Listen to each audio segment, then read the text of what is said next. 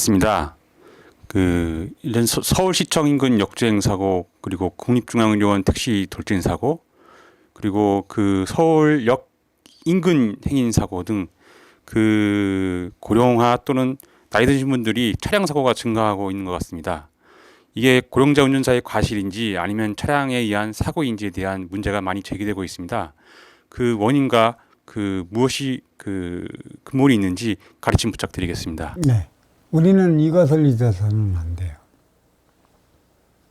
다시 한번 얘기해 줄게. 청계원소 인기가 지기세포 인육을 쓰고 인간으로 살아가고 있다는 얘기죠. 모든 사고는 표적이라고 그랬어요. 나를 일깨워주기 위한 표적이 일어난다. 그러한 표적이 왜 주어지는가? 너를 통해 나의 모순을 아는 것이고 나의 모순을 통해 너의 모순이 드러나는 것이다.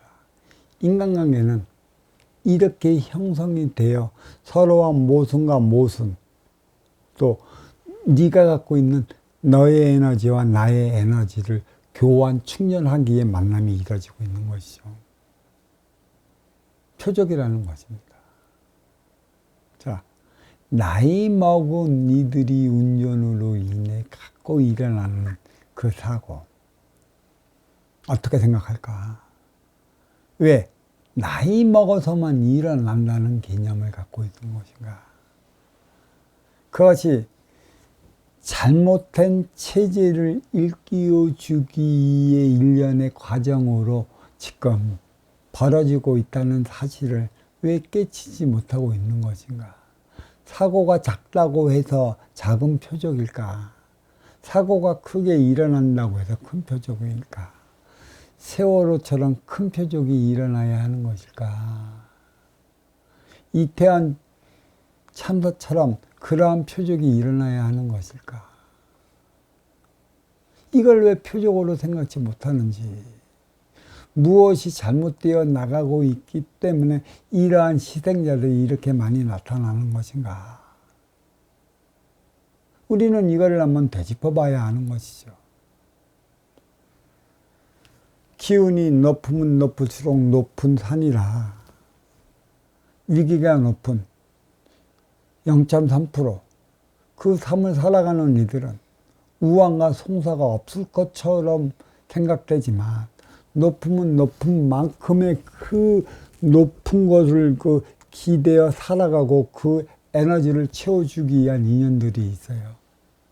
그 인연들의 갈망, 그 인연들의 소망, 그 인연들의 삶의 가치를 부여해 줘야 하는 게 누구예요?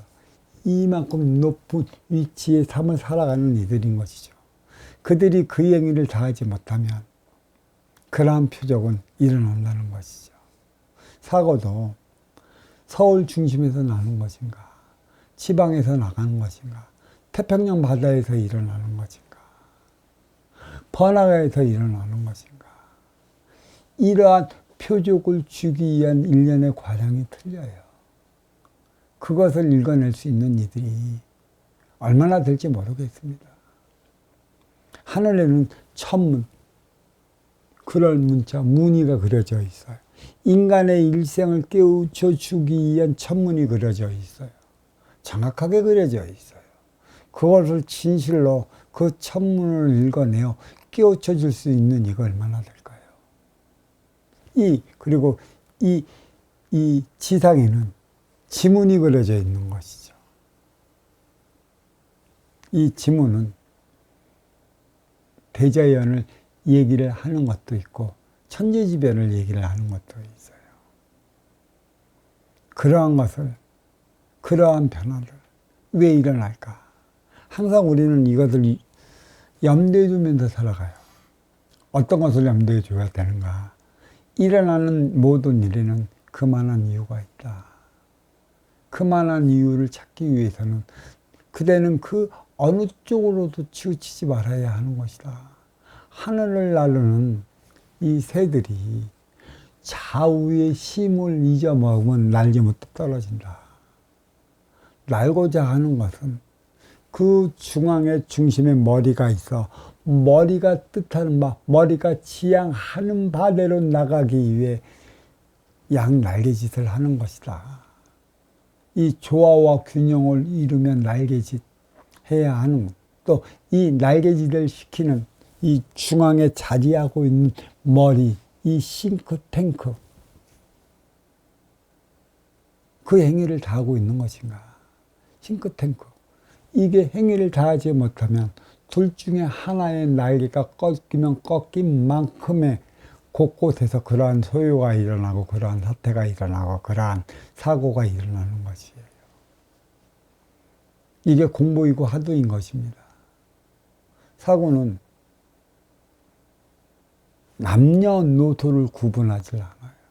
왜 젊은이들이 사고 치는 것은 그렇게 크게 다루지 않으면서 60 넘어 70이 넘어 일으키는 사고는 나이 먹어서 일어나는 일이라고 왜 그쪽으로서의 그 초점을 맞춰 해석해 나가는지 모르겠습니다. 국가 지도자에게 주는 표적이고 우리 민족을 이끌어 나가는 정권에 대해 주어지는 표적이고 육성량을 담당해 나가는 이 기업들에게 주는 표적인 것이고 또 인문이 그려져 있어요. 인문은 인간 사회에 인간들끼리 그려나가는 삶을 살아가는 동안에 그러한 행위는 이러한 행위를 다하지 못할 때 하는 행위로서 그 인문의 그림이라는 것이죠. 내 앞에 있는 내 모습이고 나아기 따름에 따라 달리 나타나는 그 인문의 행위, 먼저 주고 후에 받는 선순환의 기본적 행위, 그것을 이루지 못할 때, 그 행위를 다하지 못할 때 크고 작은 표적은 같이 주어져요.